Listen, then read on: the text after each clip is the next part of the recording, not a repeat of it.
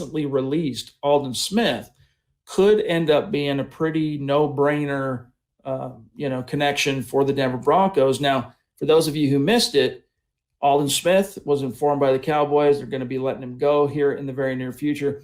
And this is a guy that was drafted only 5 picks after Vaughn in 2011. He went on, believe it or not, his first 2 years, he outpaced Von Miller in the sack department. Him and Justin Smith, right, in that former Niners defense that Vic Fangio coordinated under Jim Harbaugh that was just fierce, man. Got him all the way to a Super Bowl, got him to another NFC title game as well. Aldon Smith, his career was going like this, Zach, and then he made some pretty dumb off-the-field decisions, and it did one of these. Yeah. He was out of the league for 4 years, and then the Cowboys, who you cover for Heavy.com, signed him last year. So what are your thoughts on the possibility of Aldon Smith coming to Denver, and what can you tell fans about him who maybe they weren't paying too close of attention to the Dallas Cowboys last year? What has he got left in the tank? Here's what I'll say. I mean, it's a great comeback story for what it is. No, he did not have, 15 sacks last year. He wasn't a Pro Bowler, but he was productive in his limited duty as a designated pass rusher. He wasn't a starting linebacker. He wasn't a starting defensive end. So he had, I think, 5 sacks. He had a bunch of quarterback pressures. He had some passes deflected. He was productive, but he kind of tailed off toward the end of the season, at least from what I saw. And that comes with the territory of a player who spent half a decade away from football, who was sleeping under cars at one point, Chad.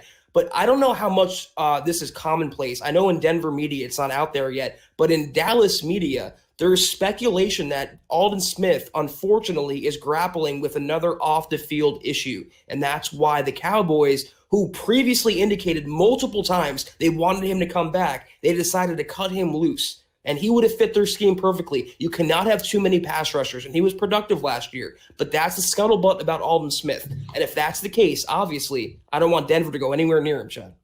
Remind me what the off-field stuff was, Zach, that got him in such hot water with the league. Substance abuse, alcoholism, those kind of things.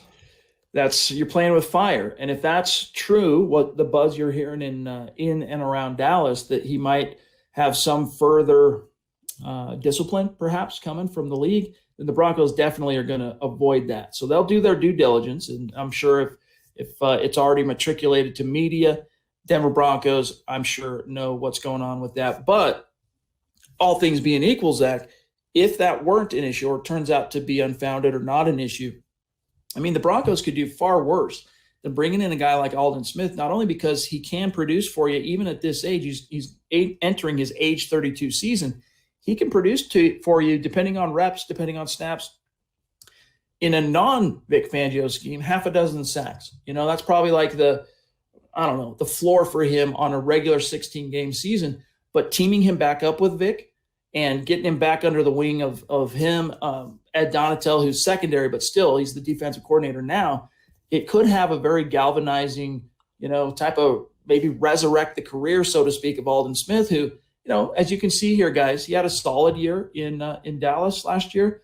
Started 16 games, 5 sacks. As Zach mentioned, he had he had a few QB hits. You can see his stats here. But Zach, I would love it so long as those rumors you're hearing, that buzz, turn out to be unfounded.